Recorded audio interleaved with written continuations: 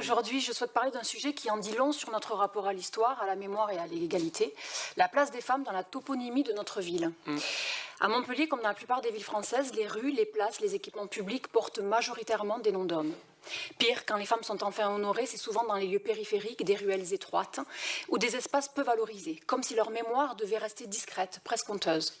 À Montpellier, très peu de rues portent des noms de femmes. Quand on sait que les femmes représentent plus de la moitié de la population, ce déséquilibre n'est pas un hasard, mais le reflet d'une histoire écrite par et pour les hommes. Les associations féministes le rappellent sans relâche, l'espace public est un enjeu politique. Tout à fait. Il participe à la construction de nos imaginaires, à la légitimation de certains récits et à l'invisibilisation des autres.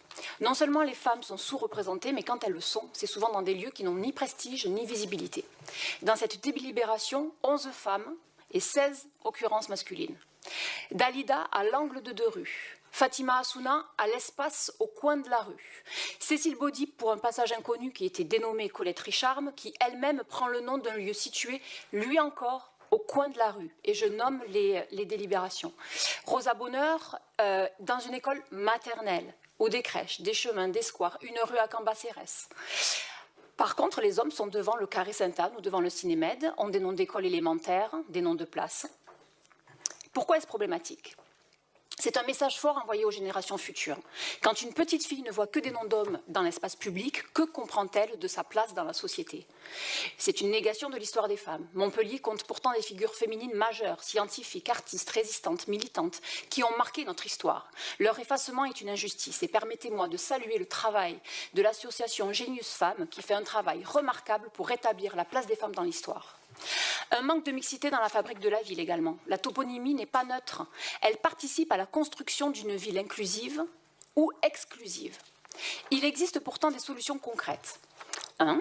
Un audit complet de la toponymie montpelliéraine pour dresser un état des lieux précis et identifier les biais. 2. Un plan de féminisation ambitieux avec pour objectif la parité dans les nouvelles dénominations et la revalorisation des lieux portant des noms de femmes. Et 3, une concertation citoyenne pour associer les Montpelliéraines et les Montpelliérains à ces choix et rendre visible l'histoire des femmes de notre territoire. La toponymie n'est pas un détail. C'est un marqueur de notre engagement pour l'égalité réelle. Montpellier se revendique une ville progressiste, féministe, engagée.